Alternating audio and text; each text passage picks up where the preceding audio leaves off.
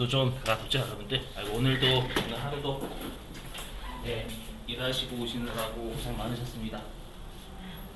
자, 그건 그거고 수업은 수업이에요 여러분들. 하지만 저는 여러분들 그 토요일하고 일요일날 8시간 9시간 수업합니다. 부럽죠? 아유 고마워요 여러분. 많이 벌어 좋겠죠? 갑자기 기분이 나빠졌어요. 예. 네. 먹고 살기 힘들죠? 네, 진짜 먹고 살기 힘들죠. 주말에 일하는 게 제일 싫어요. 네, 2년 동안 일해가지고. 네?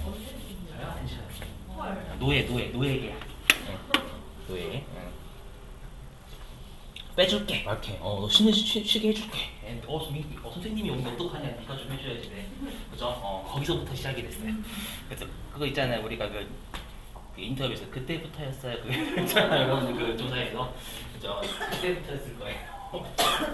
그때부터 거절을 못한 게 지금까지 너밖에 없잖니 이거죠. 그럼 또 기분은 좋아. 너밖에 없잖니 이거. 그죠? 상술인데. 그죠? 네, 보시면. 맞아요. 여자친구 사귀면 그때 빼준다고? 사람을 두 번 죽이는 거죠? 그죠? 너 할 거 없잖아, 정말. 예, 저희가 할 거 없냐고. 그래, 하고. 열심히 돈 벌어야지. 자, 보시죠. 자, 여기, 어디였냐? 자, 유형자산의 취득 후 지출인데요. 들어보시면, 우리가 여러분들 좀 받아들이시기 힘드셨던 게 우리가 그 자산을 우리 회사 것으로 만들기 위해서 쓴 거는 전부 다 해당 자산으로 봤었잖아요. 그죠? 그러면 반대로 얘기하면 내가 그 해당 자산을 취득을 했어요. 끝났어요.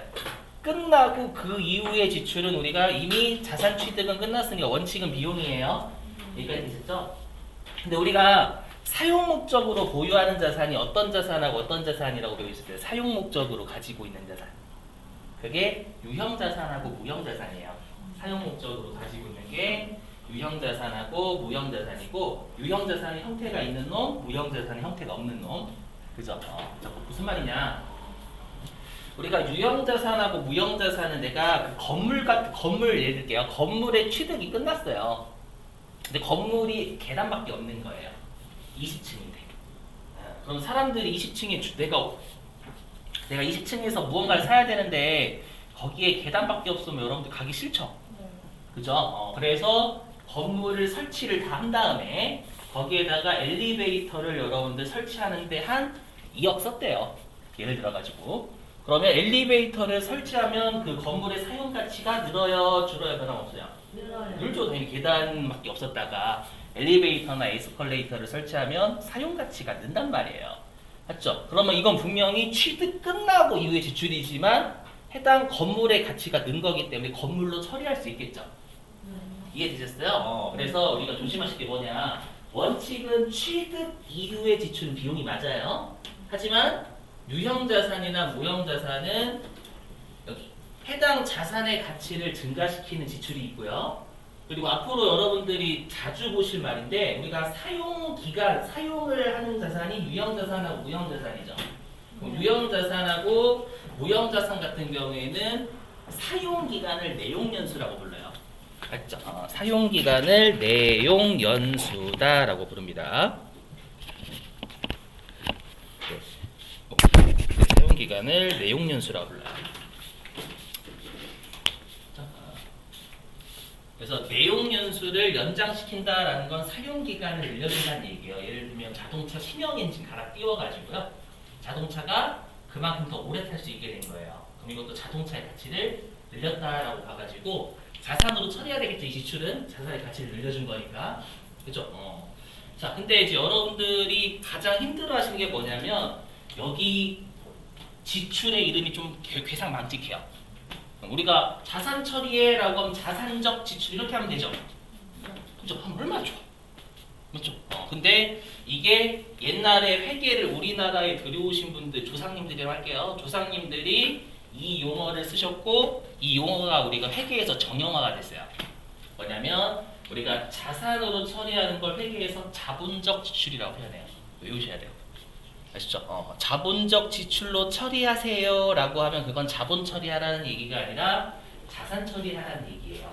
그래서 외워주시려고 이렇게 해주시고 워낙 시험에 많이 나와요, 진짜. 그렇죠? 제가 열심히 강조드리는 건 무조건 시험에 잘 나오는 애들이에요.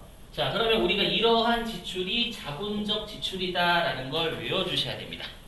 자, 일단 이 첫 번째 여기 빌딩에서 피난시 설치하는 거 비상계단 같은 거 맞죠? 최근 들어가지고 우리 건물에 사건 사고 많이 일어나잖아요. 네. 맞죠? 근데 이제 비상계단이 없으면 사람들이 그 건물을 이용하는데 좀 꺼려지겠죠.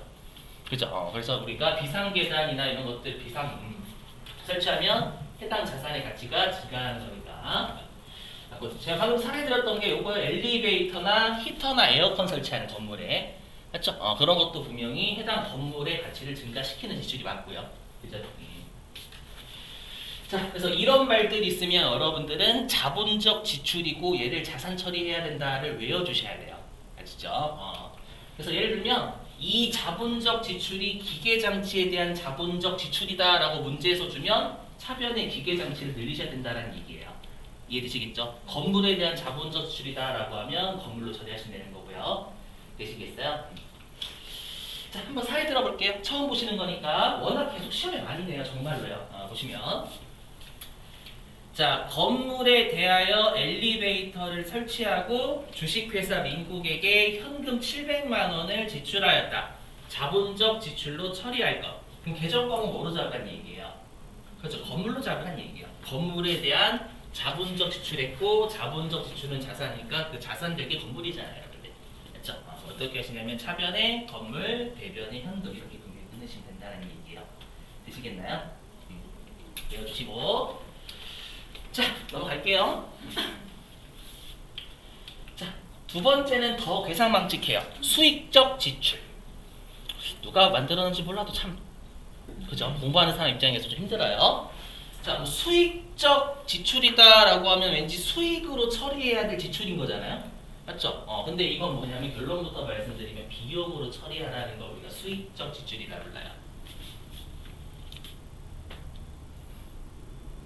받아들여주셔야 돼요. 저도 이거 공부할 때 운명을 받아들였어요, 여러분들. 운명을 피하시면 안 돼요. 자, 해보죠. 자, 수익적 지출. 자, 이런 것들입니다. 여기 보시면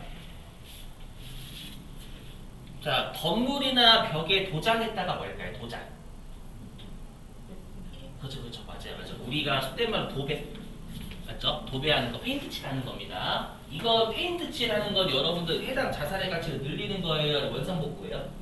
원상복구죠, 처음처럼, 그죠? 근데 여기 파손된 유리 갈아 끼우는 거, 아니 낡아진 유리 갈아 끼우는 거, 이런 것들. 그 다음에 대체, 교체, 전부 다 교체든 대체든 처음 상태대로 우리가 돌려놓는 거잖아요. 맞죠? 이거는 아까 했던 자본적 지출보다 우리가 계속 지출하는 애죠. 엘리베이터 설치는 우리가 몇 년에 한 번 하잖아요. 맞죠? 근데 얘네들은 주기적인 지출을 하죠, 여러분들. 그죠? 그래서 이런 말들 나오면 얘네들은 수익적 지출이라고 하고 비용 처리하셔야 돼요. 근데 우리가 비용은 계정 과목이 아니라 계정이잖아요. 맞죠? 그러면 이렇게 우리가 수익적 지출을 비용으로 처리하는 계정 과목을 외워주셔야 돼요. 계정 과목 뭐라고 부르냐면 여기 수선비라고 불러요. 외워주셔야 됩니다. 우리가 수리라고 하지 않고 수선이라고 합니다. 회계에서는 수선하다. 아시죠? 그래서 수익적 지출로 처리하세요 라고 하면 무조건 수선비가 원칙입니다. 근데 외워주실 게 있어요. 뭐냐면 이 수익적 지출이 차에 대해서 하는 거면 계정 과목이 달라져요. 여기 자, 차량을 수리했다. 차량에 기름 넣었다. 주유가 기름 넣는 거죠. 아니면 차량의 주차 요금이다. 아니면 차량의 톨게이트 요금이다. 이런 것들은 분명히 차량이라는 자산 처리할 수는 없어요. 맞죠? 차량이라는 자산 처리하려면 차량 구입을 해야 돼요. 얘는 구입하고 난 이후에 지출인 거잖아요. 그럼 얘네들은 주기적으로 쓰는 거니까 비용 처리해야 되겠죠. 근데 이때는 수선비라고 하지 않고 차량 유지비라고 불러요. 타이어는 왜 수선비? 응? 타이어도 이거 타이어도 차량 유지비예요. 아셨죠? 수익적 지출은 원칙이 수선비. 아셨죠? 근데 차량에 대한 수익적 지출이면 차량 유지비라는 뜻이에요. 아셨죠? 암기고 해주셔야 돼요. 시험에 자본적 지출하고 수익적 지출은 꽤 많이 냈어요, 여러분들. 아셨죠? 자, 그럼 밑줄 좀 치죠, 여러분들. 자, 교재 어디로 가주시냐면 이 자동차 유리가 파손된 것도 네, 맞아요, 맞아요. 네. 예, 그것도 차량 유지. 네. 예. 네. 자, 122페이지.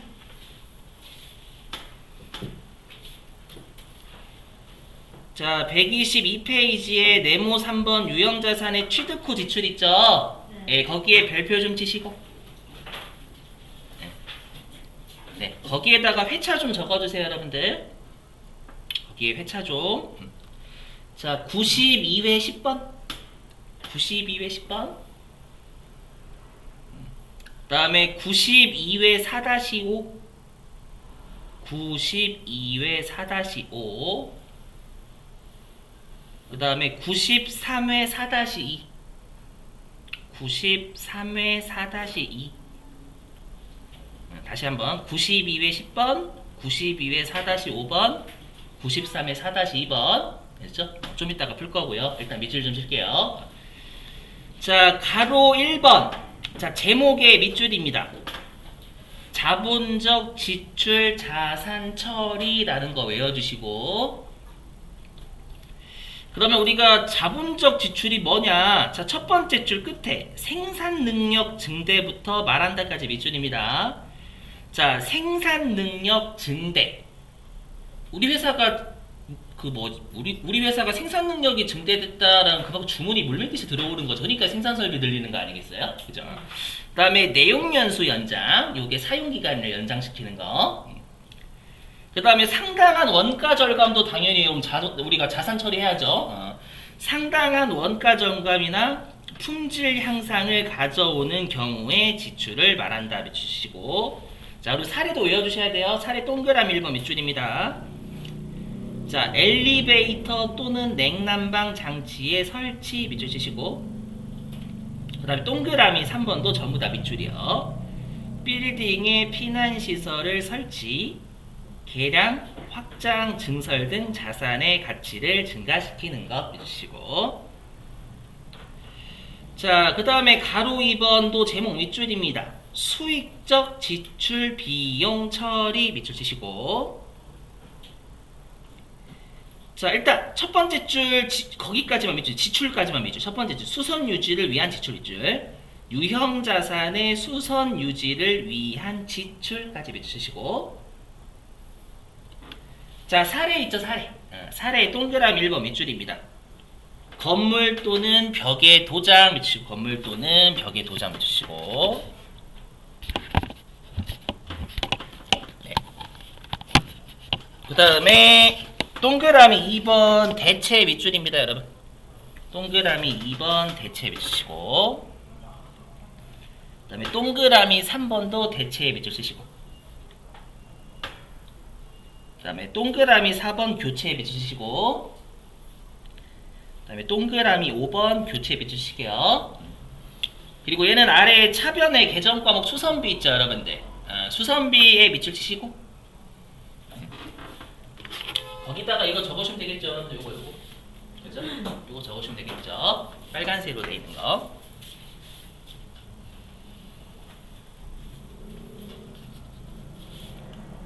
근데 궁금한 게 있는데요. 네. 차량 유지비 같은 경우에는 법인 차량만 차량 유지비로 하잖아요. 이거 개인 사업자면은 차량 유지비로 안 되는 거 아니에요? 아니요, 돼요. 네, 가능합니다. 자, 그럼 관련된 문제 좀 풀어보겠습니다. 자, 92회로 갑니다.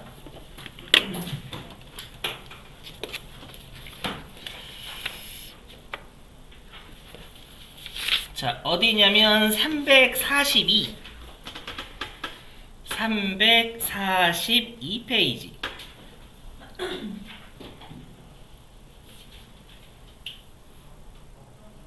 네. 10번이에요, 10번. 342페이지 10번. 자, 읽어보죠. 10번. 자본적 지출을 수익적 지출로 잘못 회계 처리했대요. 처리한 경우 이로 인해서 발생하는 영향으로 바른 것은 자 일단 여러분들 이거 이런 문제 꽤 어려워하시더라고요. 해석을 해볼게요. 자 자본적 지출을 수익적 지출로 잘못 처리했다라고 돼 있죠. 네. 그럼 원래는 어떤 것으로 처리했었어야 되는 거예요? 자산. 그렇죠. 자산으로 처리해야 될 것을 뭐로 처리한 거예요? 비용. 비용 처리한 거죠.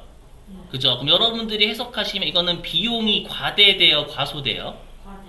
과대죠, 그죠? 비용이 과대돼요. 비용 처리 안 해야 되는데 비용 처리했으니까 비용 과대. 그 다음에 자산 처리해야 되는데 안 했죠? 네. 안 했으니까 자산은 어떻게 되는 거예요? 감. 그죠? 과소가 되겠죠? 그래서 자산이 과소되고 비용이 과대된다 그 뜻입니다요. 이해되시겠어요? 네. 그럼 자산은 과소된다라는 건 일단 1, 2, 3, 4번 중에 일단 몇 번하고 몇 번이에요? 그렇죠. 일단 3, 4번이죠. 자산이 과소라는 건 자산이 줄어든다는 얘기잖아요. 이해되시겠어요? 그리고 비용이 과대되면 이익은 어떻게 돼요? 그죠? 감소죠, 여러분들. 우리 비용하고 이익은 반대로 놀잖아요. 그죠? 이해되시겠어요? 그래서 답이 3번이 되는 거예요. 오케이? 네. 자, 그 다음에 어디로 가시냐면 347 347페이지.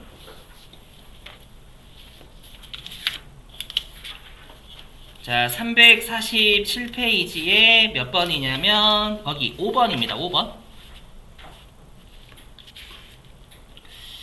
자, 5번 읽어보죠. 자, 영업부 사무실이니까 본사죠, 영업부. 자, 영업부 사무실 에어컨이 고장나서 이를 수리하고 수리비를 현금으로 지급하였다. 가로 한 보이세요? 단 수익적 지출로 처리한다 라고 돼 있죠. 이건 말로 할게요. 그럼 개정 과목 뭐란 얘기예요? 그렇죠, 여러분. 수선비가 되겠죠. 차량에 대한 수익적 지출은 아니니까 차량 유지비 될 수 없어요. 그럼 수선비가 되겠고요. 차변에 800번대 수선비 적으시면 돼요. 그게 3만원이 되겠죠. 이해되세요? 그리고 대변에 현금 이렇게 하시면 끝. 넘어갑니다요. 자, 다시 어디냐면 338 338페이지 2번이에요. 2번. 자, 338페이지 2번 9월 12일자요. 자, 읽어보죠. 자, 본사 건물에 엘리베이터를 설치하고 1,300만원을 넥스코에 2개월 후에 지급하기로 하였다.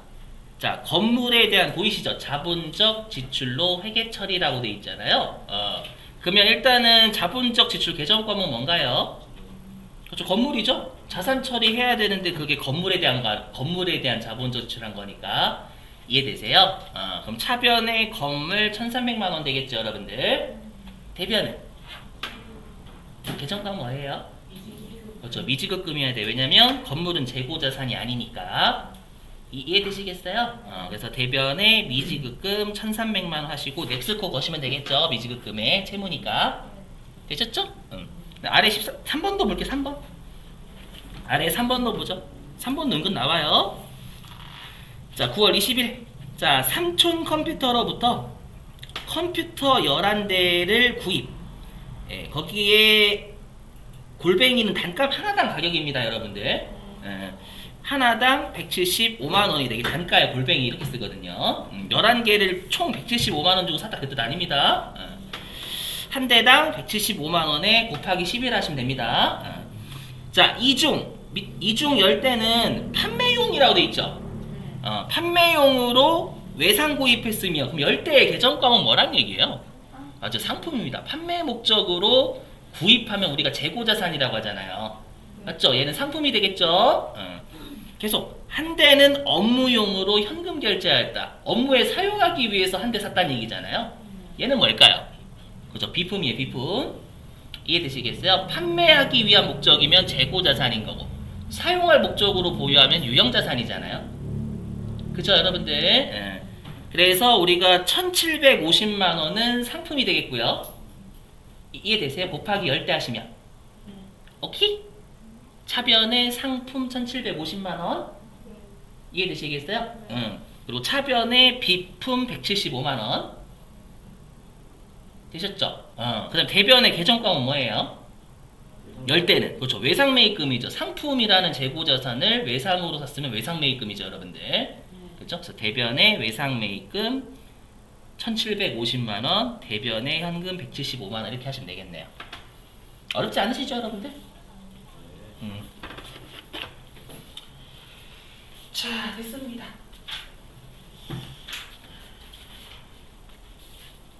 뒤에 해답 있어요, 해답. 해답도 있으니까 뭐 제가 지금 설명한 게 어렵진 않으시죠? 자, 여기 중요합니다. 감가상각 우리 시험에 출제 정말 많이 있어요. 그죠? 맨날 많이 했대. 그렇죠? 여러 표정을 제가 봤는데 맨날 많이 했대. 좀 이따가 제가 여기 적어드릴 거거든요. 이건 뭐 말로 못 불러도 하도 많이 내가지고 감가상각은.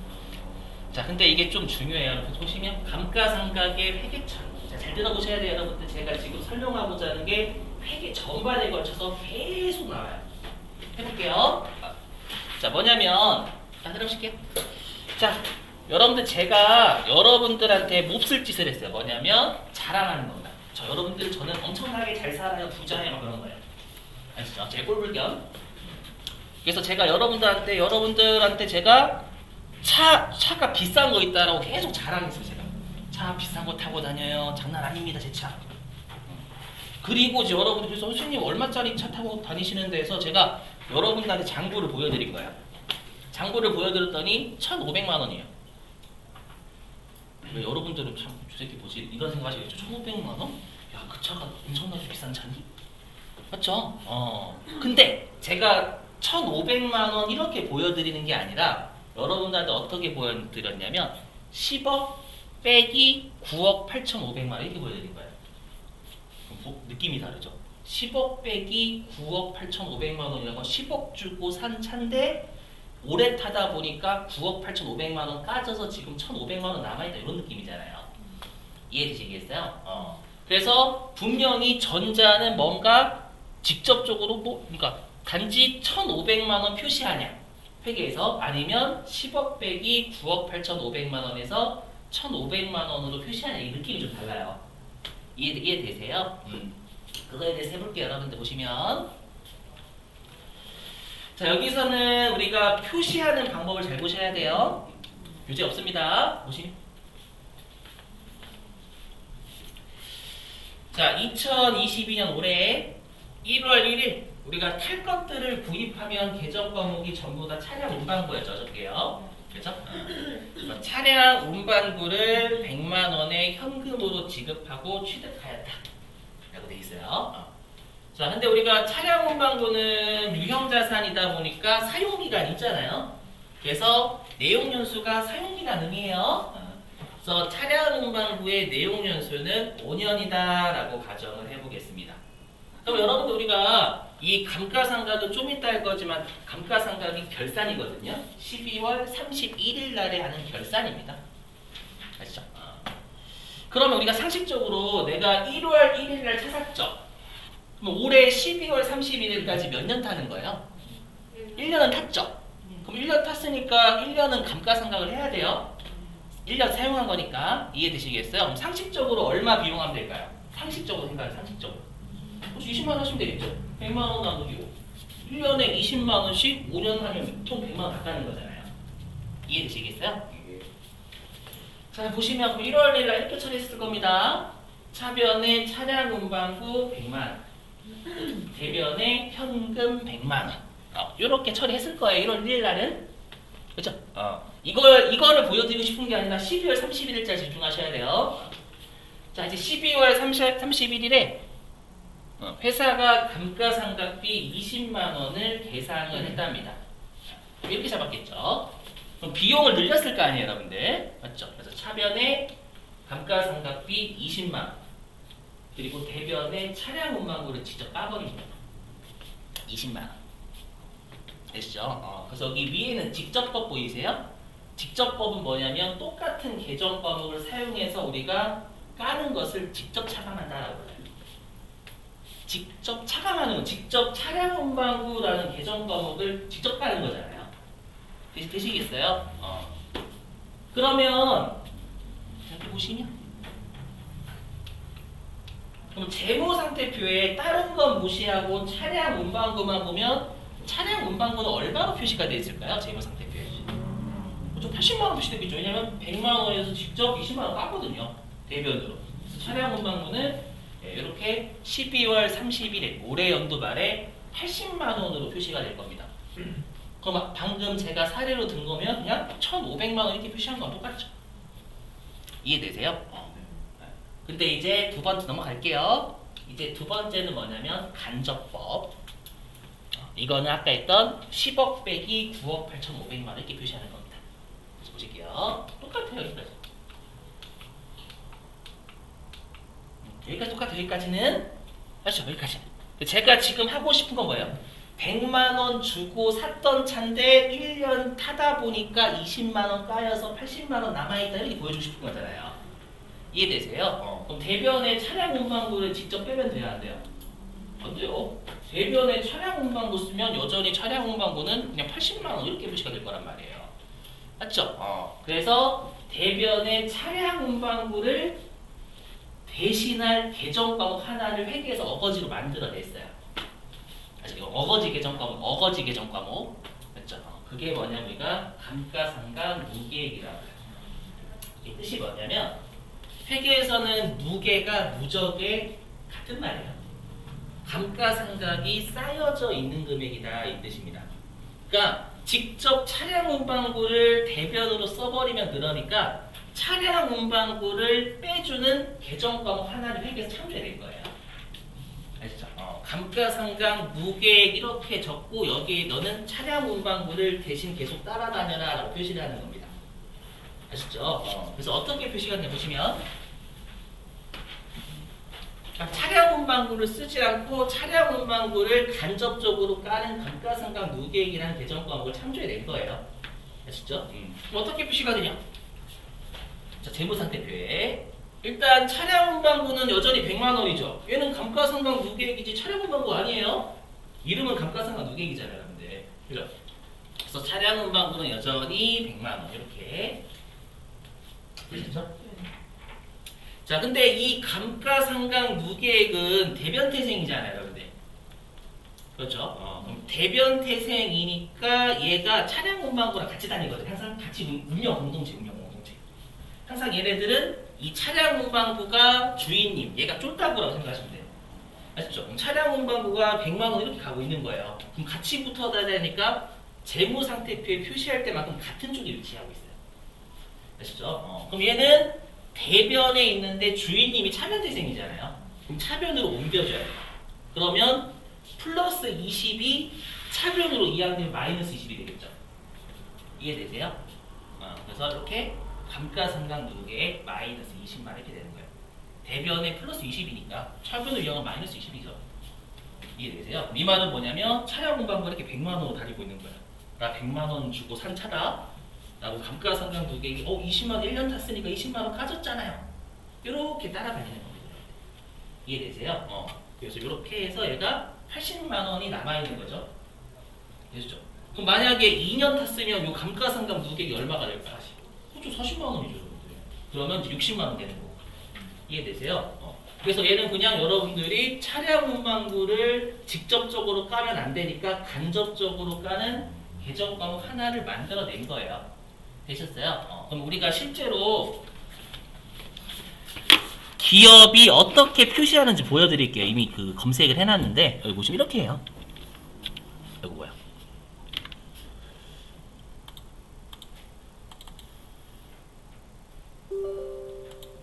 실제로는 간접법을 더 많이 쓰나요? 간접법을 많이 쓰는 게 무조건 간접법 써야 돼요. 일단 좀 이따 설명할게요. 예, 유형자산은 무조건 간접법 써요. 이렇게 보세요. 보시면 여러분들 어저께했죠? 토지는 감가상각 못해요. 토지는 사용기간이 무한대라고 했었잖아요, 여러분들. 맞죠? 그래서 감가상각이 없어요. 여기 보시면 있죠, 여기. 이거 잡아볼 이렇게 표시해요, 기업들은.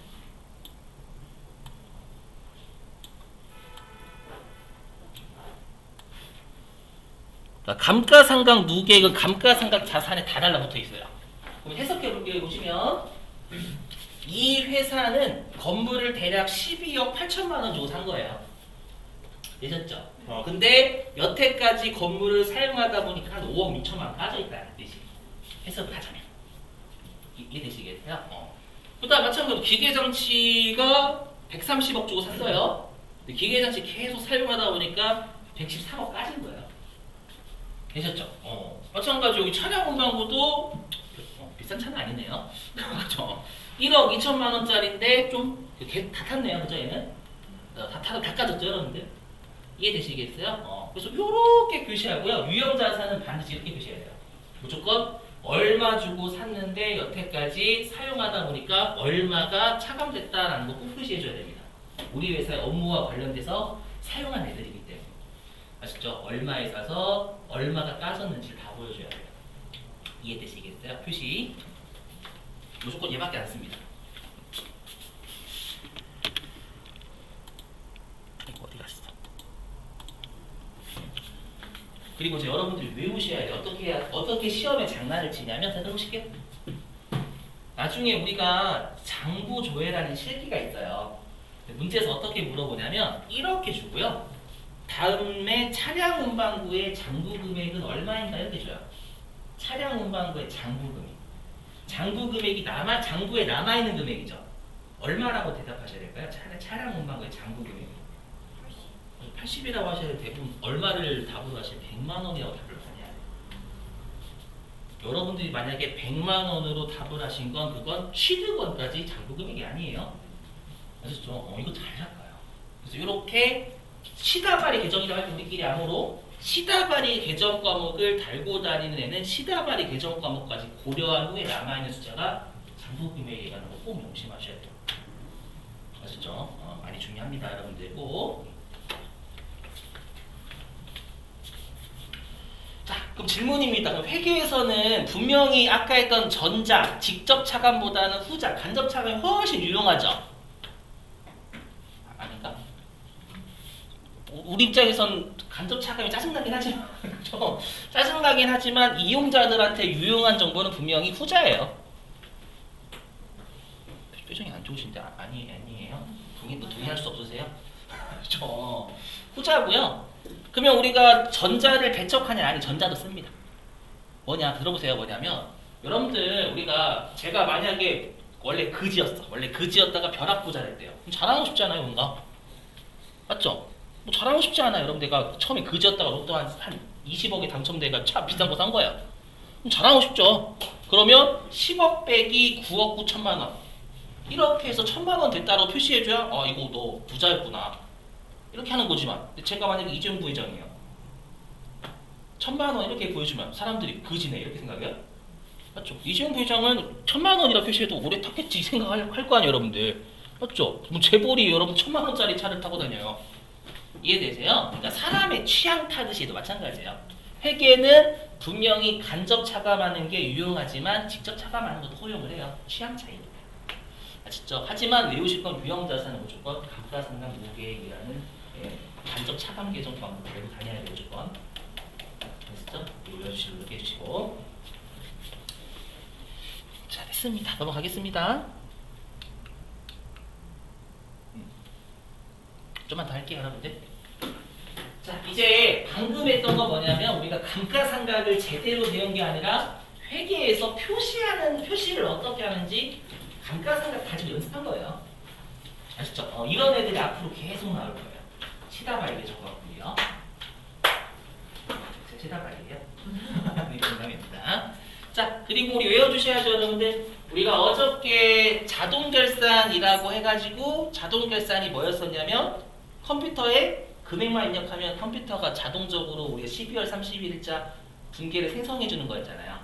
첫 번째 뭐였었죠, 어저께?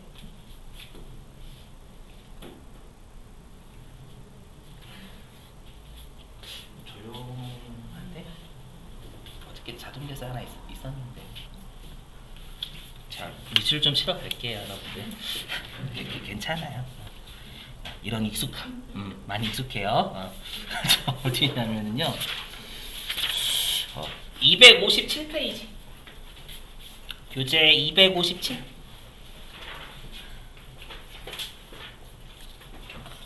교재 257페이지. 거긴 아예 접어 놓으세요, 여러분들. 257페이지에 맨 아래 3번 있죠, 자동 결산. 네. 얘는 제발 외우세요, 여러분들. 왜냐하면 30초 컷이 30초 컷. 맞죠? 얘는 입력하는 람만 외우시면 30초 컷 나와요. 예. 그게 우리가 어저께 했던 게 그 자산 계정의 동그라미 1번이었죠. 네. 그죠? 이제 동그라미 3번 밑줄이에요. 자, 유형 자산의 감가상각 밑줄 치시고 외워주셔야 돼요. 유형 자산의 감가상각도 자동 결산이에요. 좀 이따 어떻게 입력하는지 띄울 거고. 그 다음에 동그라미 4번 밑줄이요. 무형 자산은 우리가 상각이라고 하거든요. 아직 뒤에 가서 할 건데 우리가 무형 자산도 사용하잖아요, 여러분들. 저작권 같은 거. 네. 맞죠? 걔도 감가상각을 해요. 근데 우리가 건물이나 이런 것들 낡아지는 게 보여요, 안 보여요? 네. 보이죠? 근데 무형 자산 낡아진 거 보셨어요? 그렇죠. 사용하니까 분명히 감가상각은 해야 되는데 낡아지는 게 안 보이죠. 그래서 감가라는 말을 무형 자산 안 붙여요. 상각이라도 같은 거예요. 그냥 감가상각이나 상각이나. 아셨죠? 단지 낡아지는 게 보이냐 안 보이냐 해가지고 감가를 무형 자산 안 붙이는 것 뿐이에요. 똑같아 둘은. 아셨죠? 이 둘은 세트라고 생각하시면 돼요. 알죠? 우리 시험에 나오는 건 일단 요 두 가지. 좀 나중에 하나 더 배우실 거예요. 아셨죠? 자, 보시면 다시 감가상각. 좀 쉴까요? 괜찮으시겠어요? 이거 하려면 한 20분 걸리겠는데? 괜찮으세요? 해볼게요. 네, 그냥 빨리 해라. 자, 보시게요. 자, 우리가 감가상각의 이거를 가끔씩 시험에 말 문제로 좀 내요. 뭐냐면 여러분들 우리가 그 내용연수 있죠? 사용기간이 내용연수라면서요. 맞죠? 만약 예를 들어 볼게요. 자, 기계장치의 내용연수가 5년이래요. 그러면 그 5년을 회계해서 뭐라고 그러냐면 기계장치가 5년 동안 꾸져진다 그 뜻이 아니라요. 기계장치를 5년 동안 사용을 해서 기계장치를 사용하다 보면 기계장치가 제품을 만들어서 우리 회사에 수익을 안겨주겠죠. 그쵸? 그래서 회계에서의 내용연수 뭐라고 그러냐면 경제적 내용연수라고 그래요. 무슨 말이냐면 수익을 나한테 안겨주는 기간이 내용연수 회계에서는. 아시죠? 5년 동안 해당 유형 자산이 나한테 수익을 안겨주잖아요. 그럼 비용은 우리 회계에서 누구 따라다녀야 돼요? 그렇죠. 수익 따라다녀야죠. 그럼 감가상각도 5년 동안 수익이 잡힐 때마다 비용 잡아야 된다는 논리예요. 어떤 느낌인지 이해되세요? 여기 있죠? 유형 자산의 감가상각 대상금을 무시하시고 유형 자산은 사용기간, 이 사용기간 동안 수익이 우리 회사에 잡히는 거잖아요. 그럼 비용도 5년 동안 잡혀야 된다는 논리예요. 그래서 여기 사용기간에 걸쳐 비용으로 배분이 뿜빠이에 뿜빠이 배분하는 절차를 우리가 감가상각에 대한 수익비용 대응의 원칙이에요. 비용이 수익 따라 다녀야 된다는 거 되시겠어요? 다 이런 거지 같은 논리 써요, 여러분들. 그죠? 전 여러분들 마음 이해합니다. 제가 감가상각 처음 했었을 때 이딴 걸 배워가지고 아시죠? 자, 그럼 이제 여러분들이 감가상각을 할 때 필요한 요소 3가지를 외워주셔야 됩니다. 자, 첫 번째 취득원가. 취득원가는 이미 설명이 끝났어요. 다 해서 얼마 주고 사니 논리였죠. 자, 그 다음에 잔존가치. 그럼 잔존가치가 뭐냐면 말 그대로 남아있는 것의 가치다 그 뜻이잖아요. 자, 기계장치를 5년 동안 사용 다 했대요. 그럼 기계장치 못 팔아요? 할 수 있죠. 고물상 같은 데 팔아도 얼마는 건질 수 있어요. 그거 우리가 건질 수 있는 거. 내가 사용을 다 하더라도 외부에 처분한 다음에 받을 수 있는 것의 가치를 잔존가치라고 해요. 그러니까 말 그대로 다 끝나고 외부에 판다면 얼마 받을 수 있니? 그게 잔존가치. 됐죠? 여기 내용연수가 종료라는 건 사용기간 끝났다는 얘기잖아요.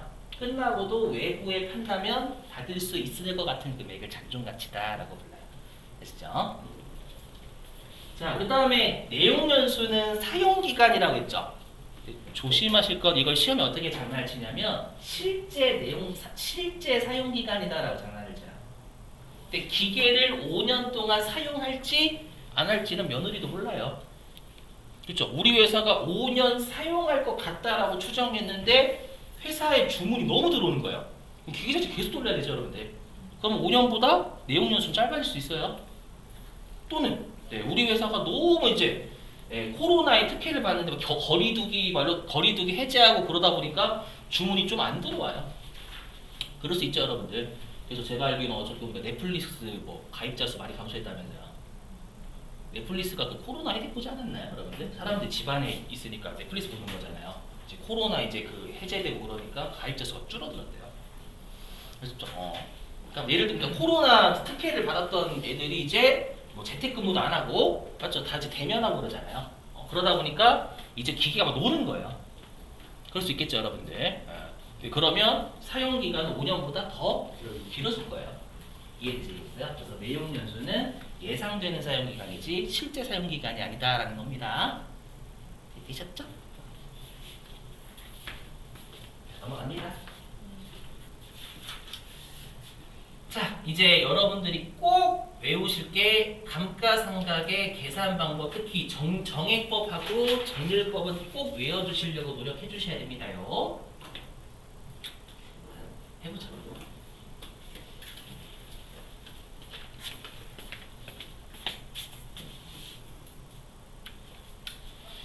자, 일단 정액법 할게. 정액법. 여러분 혹시 정액제 요금 들어보셨어요? 정액제 요금이 요금 어떻게 내는 건가요? 그렇죠. 정해져 있는 요금 계속 내는 거죠. 여기는 그러면 감가상각이잖아요. 감가상각의 정액법도 똑같아요. 매년 똑같은 금액을 계속 감가상각하는 걸 정액법이라고 부릅니다. 그렇죠?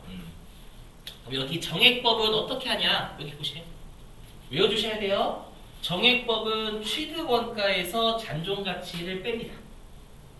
그렇죠? 뺀 걸 내용연수로 나누시면 돼요. 공식 외우셔야 돼요. 감가상각 시험이 어렵게 주면 공식을 응용해서 출제합니다. 쉽게 되면 건물의 감가상각비는 800만 원이다 떠주는 거예요. 그럼 쉬워요. 그러니까 감가상각비를 딱 주는 겁니다. 그럼 문제가 쉬워요. 근데 건물의 감가상각비를 안 주고 막 취득원가, 잔존가치, 내용연수 주는 거예요. 계산하는 문제예요. 됐죠? 자, 그러면 이제 여러분들이 외우실 용어가 뭐냐? 요 취득원가 빼기 잔존가치를 우리가 감가상각 대상금액이다라고 부르거든요. 자, 무슨 말인지 해볼게요. 보시면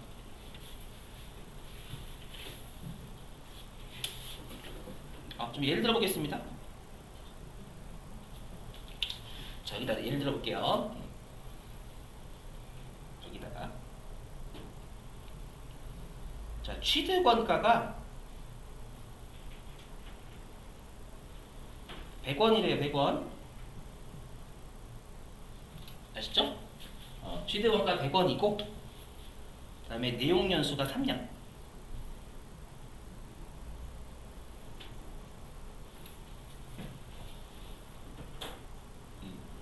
3년 동안 사용할 수 있을 것 같다고 추정한 거죠. 그리고 잔존가치.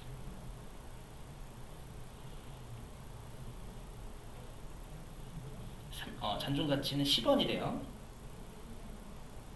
이렇게 되셨어요? 이렇게. 그럼 우리가 3년을 사용하더라도 얼마는 건질 수 있다라는 거예요. 10원은 건질 수 있는 게 잔존가치잖아요. 그럼 3년 동안 100원을 다 감가상각해요? 아니에요. 장부상에 3년 사용하고도 10원은 건질 수 있으니까 10원은 장부에 남겨놔야 돼요. 그래서 좀 3년 동안 감가상각할 금액은 90원인 거죠. 10원 남겨놔야 되니까 100원에서 10원 만들면 90원 값 되는 거잖아요. 이해되셨어요? 그래서 3년 동안 감가상각할 대상이 되는 금액이잖아요. 그래서 우리가 취득원가 100원에서 잔존가치 10원 뺀 90원 있죠. 얘를 우리가 감가상각할 대상이 되는 금액이다라고 해서 감가상각 대상 금액이다라고 불러요. 외워주셔야 돼요. 아셨죠? 요거. 자, 그러면 정액법 한번 써 해볼게요. 이 사례 가지고 정액법 3년 동안 얼마 가는지 볼게요. 자, 일단 우리가 아까 감가상각이 12월 31일자 결산되는 거였죠? 그래서 X1년 12월 31일. 지금 정액법이에요. 그럼 정액법.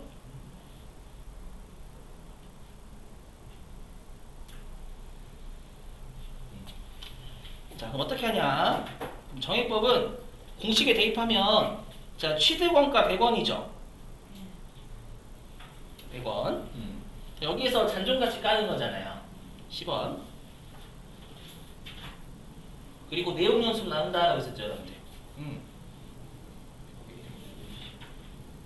나누기 3년.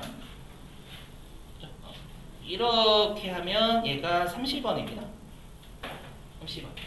그러면 X 2년 12월 31일도 똑같이 30원 까겠죠, 이 공식에 따르면. 이해되세요? 그 다음에 마지막 X 3년 12월 31일도 똑같이 30원 깝니다. 그러니까 매년 30원이라는 똑같은 금액을 감가상각하는 거라서 정액법이라고 불러요. 되셨죠? 자, 그 다음에 이제 정률법. 자, 정률법은 뭐냐면 정률법은 취득원가에서 감가상각 누계를 빼요. 뺀 것의 상각률을 곱해서 하는 걸 정률법이라고 불러요. 이 상각률이 정해져 있다라고 해서 정률이라고 정률. 그렇죠? 예를 들어 가지고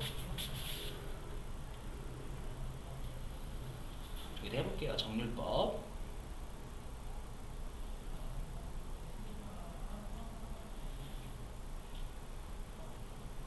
자, 여러분들 우리가 정률법에서 정률은 사람이 못 구해요.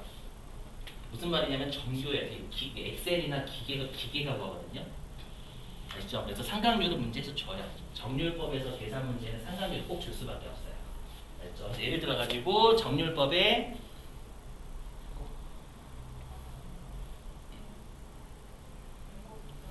상각률을 0.5라고 해볼게요.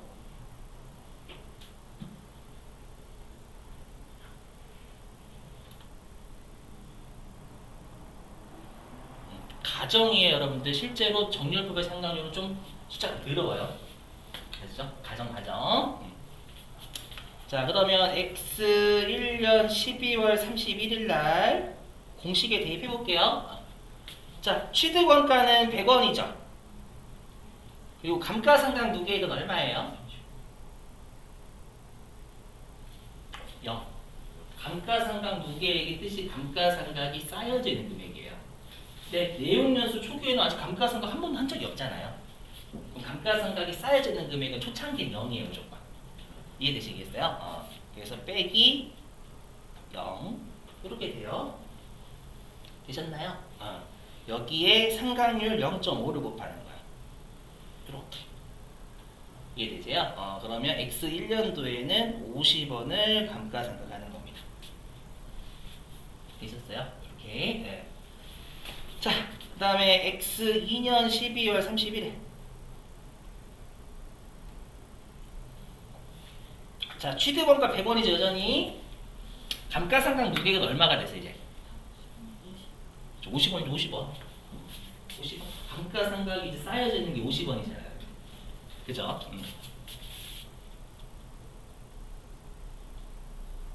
여기에 다시 0.5를 곱해요. 이해되세요? 이렇게 하면 25원. 되셨죠? 이렇게. 자, 그리고 X 3년도 마지막. 자, 취득원가 100원이죠?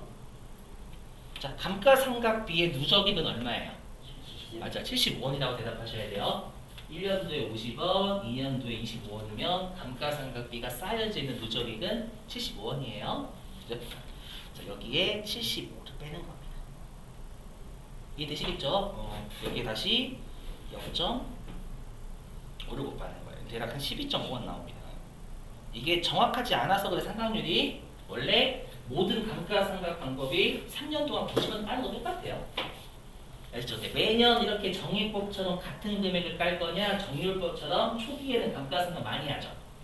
그러니까 감가상각비가 점차 줄어질 거예요. 그건 다른 거예요. 되시겠어요?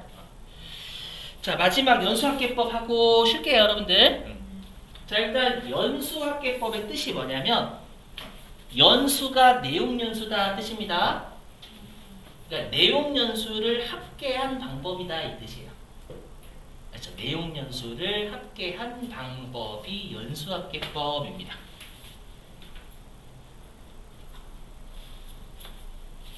근데 여기 공식 보시면 여러분 연수합계법이 내용연수를 합계하는 방법이라 했잖아요. 그럼 여기에서 보시면 분자예요, 분모예요? 공식에 따르면 내용연수의 합계. 그렇죠, 분모죠, 분모. 그래서 분모가 내용연수를 다 더하는 게 무조건 고정이에요. 무슨 말인지 해볼게요. 여기 연수합계법.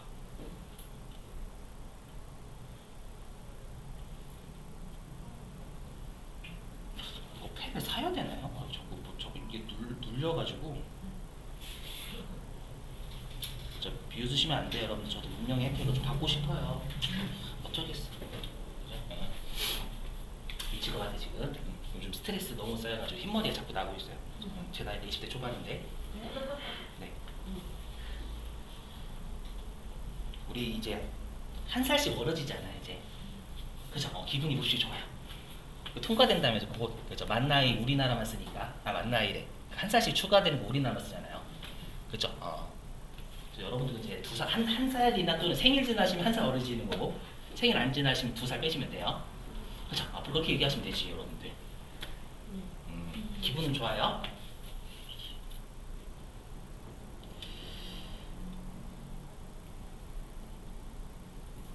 자, 이렇게 3년 동안 감가상각하는 거잖아요, 똑같이.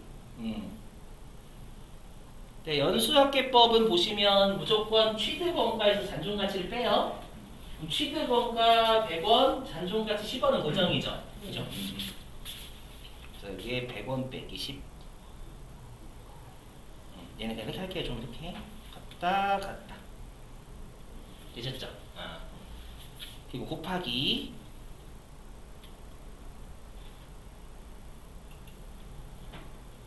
어떻게 하냐면 분모가 1년도부터 문제에서 언급된 내용연수까지 다 더하시는 거예요. 그럼 문제에서 언급된 내용연수가 3년이잖아요. 그럼 1년, 2년, 3년을 다 더하시는 거예요. 그게 무조건 분모로 가요. 그러니까 이렇게 분모가 여기잖아요. 1 더하기 2 더하기 3. 내용연수가 3년이니까 1년도부터 3년도까지 다 더하는 거예요.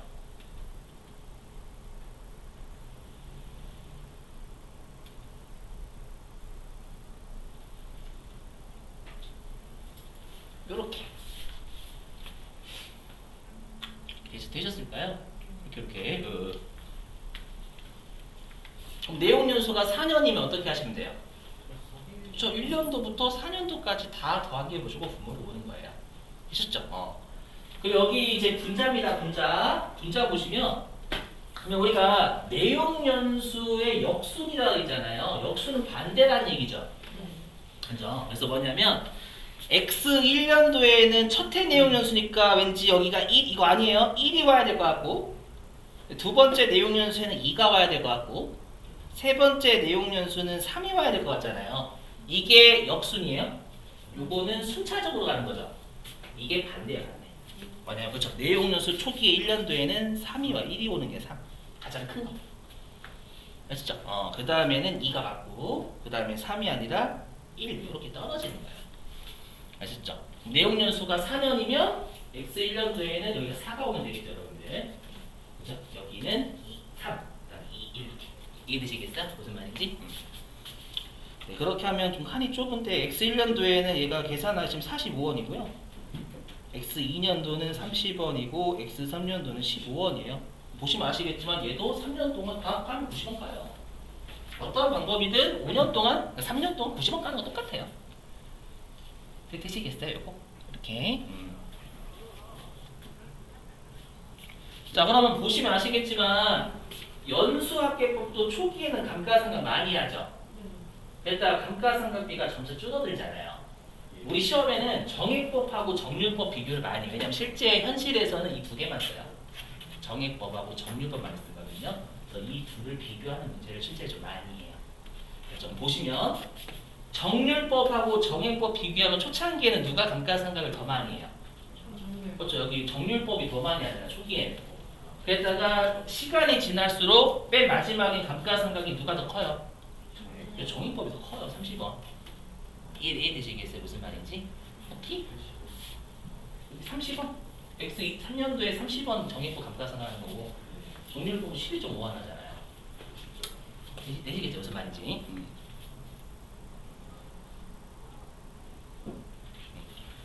자, 말 문제 보시면 자, 일단 우리가 취득원가에서 감가상각 누계를 뺀 걸 장부 금액이다라고 했었죠. 남아있는 거. 꼭 이 문구 기억해 주셔야 돼요. 아시죠? 자, 보시면 자, 정률법 이중체법 무시하시고 시험에 이중체법 맞네요. 자, 연수학계법 공통점이 취득 초기에 감가상각 많이 했었죠.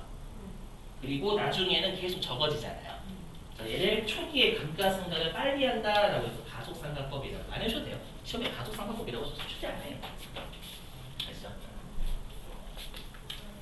자, 이제 보시면 여기 자, 취득 초기의 감가상각비의 크기. 취득 초기에는 내용연수 1년째라는 거예요. 방금 했지만 정률법이 가장 컸었죠. 50원으로. 그 다음에 연수학계법이 45원이었고 정의법이 제일 꼴찌예요. 외워주셔야죠. 왜냐면 시험에 내용연수 1년도의 크기를 비교하세요 라고 이걸 외워서 푸시는 거지 계산해서 푸시는 게 절대 아니에요.